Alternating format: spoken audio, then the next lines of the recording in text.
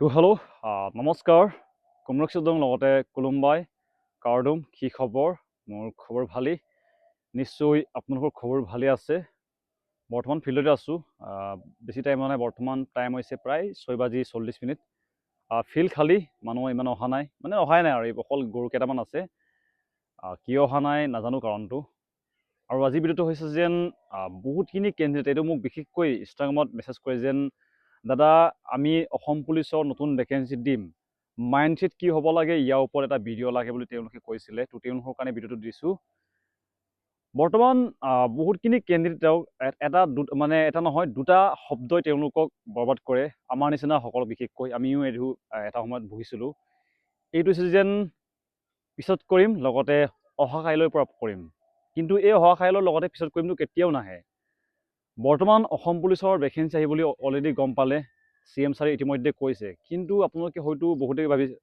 বহুতে এপ্লাই হ'ব দি লওঁ ভেকেঞ্চি কি আহিব এইটো চাই লওঁ এনেকৈ লাগি থাকে এইটো আগত আমাৰো হৈছিলে কিন্তু যেতিয়া আমি বুজি পোৱা হ'লোঁ তেতিয়া লাহে লাহে আমাৰ ইম্প্ৰুভমেণ্ট আহি গ'ল বৰ্তমান হয়তো আপোনালোকে দেখিলে যেন আমাৰ অসম পুলিচত যিমানখিনি কেণ্ডিডেট দিছিলে তাৰে বেছিভাগৰ ফিজিকেল টেষ্টৰ মাৰ্কটো ভাল আছিলে কিন্তু তেওঁলোকৰ পৰীক্ষা নম্বৰটো কম হৈ গ'ল এইটো কাৰণে বহুতে নাপালে আৰু আপোনালোকে দেখিব যেতিয়া আপোনালোকে ফিল্ডলৈ যাব যাৰ লং জাম্প ভাল আছে ই লং জাম্পৰ প্ৰেক্টিছে কৰি থাকিব যাৰ ৰানিং ভাল থাকে ই ৰানিঙে প্ৰেক্টিছ কৰি থাকিব কিন্তু আমিও জানো তুমিও জানা যেন আমাৰ কিহত দিগদাৰ আছে বহুতৰ লং জাম্প বেয়া বহুতৰ ৰানিঙত বেয়া বহুতৰ পঢ়াত বেয়া আপুনি কিহত বেয়া আছে আপুনি জানে এইটো ভাল কৰিব চেষ্টা কৰিব লাগে আৰু আটাইতকৈ মই বহুতখিনি কেণ্ডিডেটক ভুল কৰা দেখোঁ যেন এনেকুৱা হয় বৰ্তমান হয়তো আপোনালোকে নতুন ভেকেঞ্চি এপ্লাই কৰিব নতুনকৈ প্ৰথমে দিব কিন্তু আপোনাৰ ফিল্ডত কিছুমান এনেকুৱা কেণ্ডিডেট থাকে যাৰ বহুত বছৰ হৈছে ইণ্টাৰভিউ দিয়া তেওঁলোকে 2-3 বছৰৰ পৰা প্ৰেক্টিছ কৰি আছে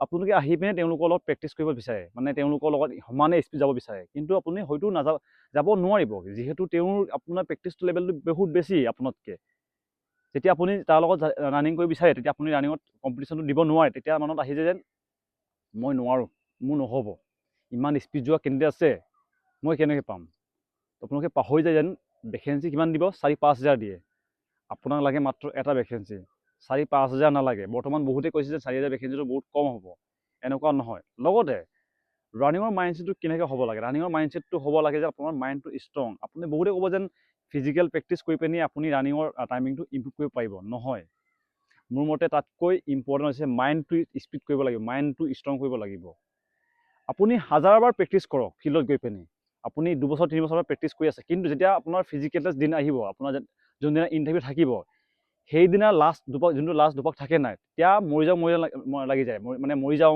এৰো নেকি বহুত ভাগৰ লাগি যায় উশাহ নিশাহ লোৱাত কষ্ট হৈ যায় আপুনি হাজাৰ প্ৰেক্টিছ কৰক যেতিয়া আপুনি স্পীড টানিব নাই ৰখিব মন যাব কিন্তু যাৰ মাইণ্ডছেটটো ষ্ট্ৰং আছে ই কমপ্লিট কৰিব লাহে লাহে অলপকৈ এনেকৈ যাব লাগিব এইটো কাৰণে ৰানিং বডিৰে ফিজিকেলি নহয় মেণ্টেলি হয় যাৰ মেণ্টেলি ষ্ট্ৰং থাকিব ই পাব আৰু বহুতে কৈছে যেন আপুনি আমাক মটিভেশ্যন দিব ইণ্টাৰভিউ দিবৰ কাৰণে আৰে ভাই আপোনাৰ কিবা এটা ইণ্টাৰভিউ দিবৰ কাৰণে নিজৰ জীৱনটো সলনি কৰিবৰ কাৰণে আপুনি বেলেগৰ পৰা মটিভেশ্যন বিচাৰিছে মটিভেশ্যন কি হয় নিজৰ মা দেউতাক চাওক বৰ্তমান ৰাতিপুৱা হয়তো বহুতে শুৱে বেছিভাগ ৰাতি মানে টোপনি নাহে কিন্তু টোপনি কেতিয়া আহিব ৰাতিপুৱা 4টাৰ পৰা 5টা 6টা এই টাইমত শুই পিনি মজা লাগে একদম ব্লেংকেটটো ওপৰত দি পিনে একদম মোবাইলটো পিটিকি দি শুই থকাটো মজা কিন্তু ফিল্ডলৈ যোৱাটো টান কিন্তু আপোনাক কৈ দিছোঁ আপোনাৰ এই মজাটো কেতিয়া পাব যেতিয়া আপোনাৰ মা দেউতা বৰ্তমান কাম কৰিব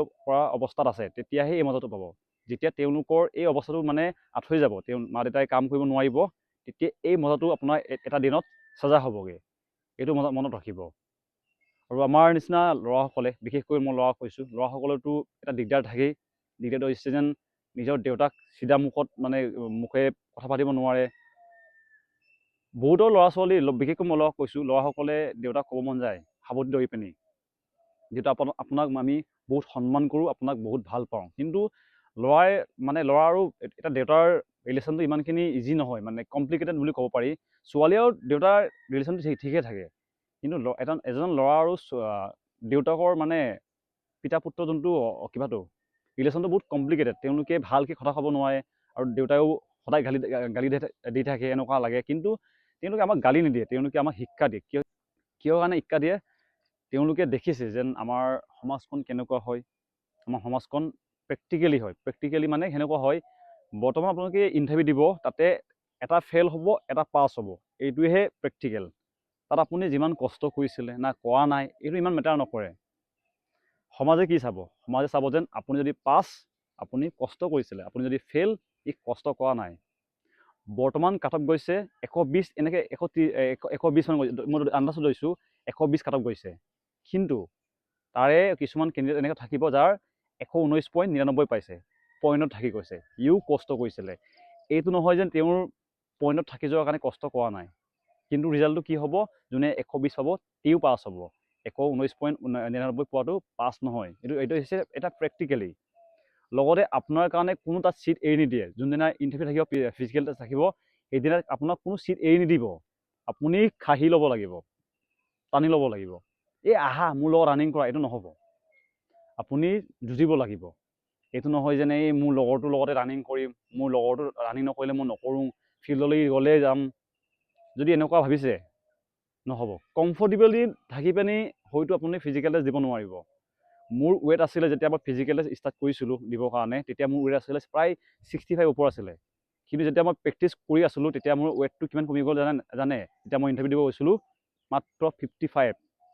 ইমান ৱেট কমি গ'ল, মোৰ একদম গাৰ হাৰ্ডি ওলাই গ'ল। যেতিয়া মই ফিজিকেল দিব গৈছিলোঁ, মোৰ চেষ্ট কমি গৈছে, এনেকুৱা অৱস্থা হৈ গৈছিল। মোৰ ৰানিং ভাল নহয়, আপোনালোকক এতিয়াও কৈছোঁ, মোৰ ৰানিং ইমান ভাল নাই। এই যোনটো ফিল্ডত দেখিছে, ফিল্ডখন চাইজ আছে 360, আমাৰ ফিল্ডখন। কিন্তু মই 3 পাও ঘূৰিব পৰা নাছিলোঁ এটা সময়ত। মোৰ ওপৰত মোৰ লগৰে কৈছিলে, এই কি ইণ্টাৰভিউ দি থাক, পাছেই কৰিব নোৱাৰোঁ। কিন্তু বৰ্তমান ভগৱানৰ কৃপাত, লগতে আপোনালোকৰ ছাপৰ্টৰ ফলত এটা সৰু সুৰা চাকৰি পাইছোঁ, যোনটো এপইণ্টমেণ্ট অতি সোনকালে দিয়া হ'ব। মই এইটো কোৱা নাই যেন মোৰ এতিয়া লাইফ চেঞ্জ হ'ব। লাইফটো জাষ্ট মানে সমস্যা সলনি, সমস্যা সদায় থাকিব।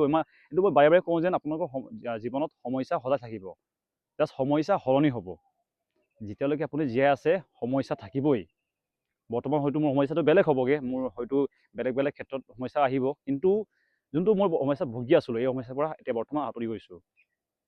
আৰু আপুনিও জানে যেন, ময়ো জানো যেন, আমাৰ সমাজত, বিশেষকৈ সমাজ বুলি কওঁ যে মই গাঁওসকলক কৈছোঁ, গাঁৱত আপোনালোকে দেখিব যেন এটা চাকৰি থকা আৰু চাকৰি নথকাৰ মাজত কিমানখিনি পাৰ্থক্য মানুহে কৰে। আপোনাৰ নিজৰ হয়তো ঘৰৰ মানুহে ইমানখিনি আপোনাক ৰেচপেক্ট নকৰিব, যদি আপুনি ঘৰৰ কাৰণে একো ইনকাম নকৰে নহয়।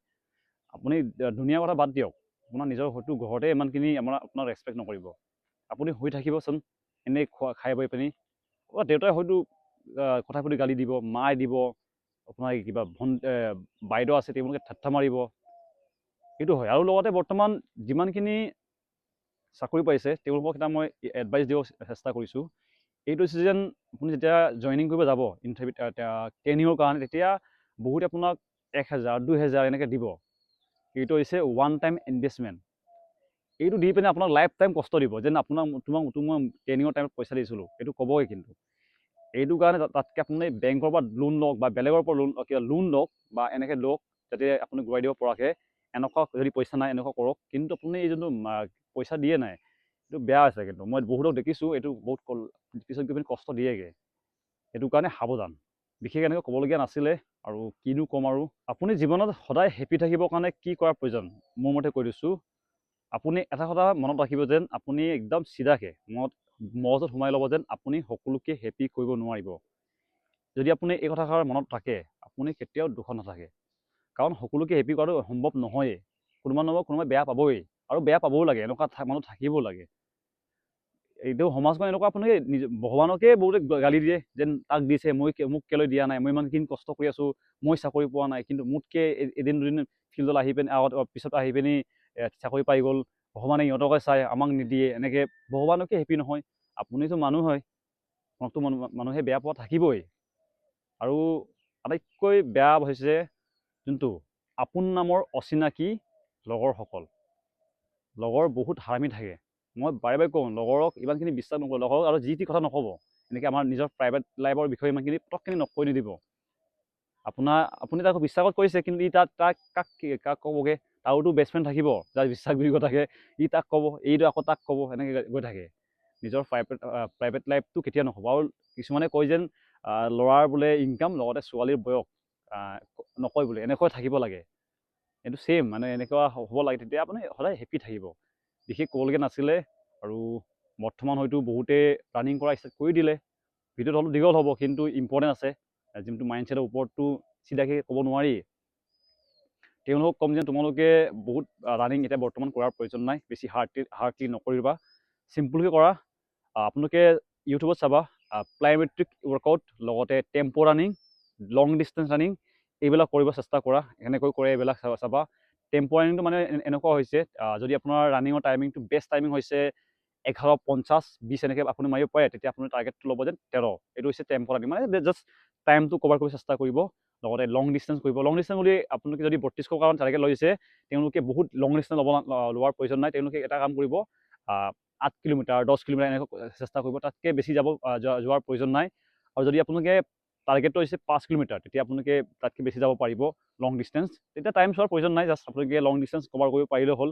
যেতিয়া আপুনি লং ডিষ্টেঞ্চ কভাৰ কৰে, তেতিয়া নিজৰ মানে মনৰ পৰা এটা কনফিডেঞ্চ আহে যেন মই পাৰোঁ বুলি। লগতে বিশ্বাস আপুনি নিজৰ ওপৰত কৰিব লাগিব। কিন্তু ৰানিঙৰ ক্ষেত্ৰত কৈছোঁ, ৰানিঙৰ হওক বা লং জাম্প এনেকুৱা হয়, তাতে বহুতখিনি প্ৰেক্টিচ কৰাৰ প্ৰয়োজন নাই। মই যেতিয়া ফিল্ডত প্ৰেক্টিচ আগতে কৰিছিলোঁ, তেতিয়া মই বহুতখিনি, যদি মই ৰানিঙৰ প্ৰেক্টিচ 10 দিন কৰিছোঁ, তেতিয়া মাত্ৰ মই 2 দিন বা 1 দিনে লং জাম্প প্ৰেক্টিচ কৰিছিলোঁ। মোৰ বেছি লং জাম্প নাযায় বাৰু, কিন্তু হ'লেও মোৰ অসম পুলিচৰ যোনটো কামাণ্ডো বেটেলিয়ান, তাতে মই 18 ফুট মাৰিছিলোঁ। লগতে অসম পুলিচে এনেকৈ এক্সেলেণ্ট কৰিছিলে, প্ৰায়খিনিতে মোৰ এক্সেলেণ্ট যায়েই।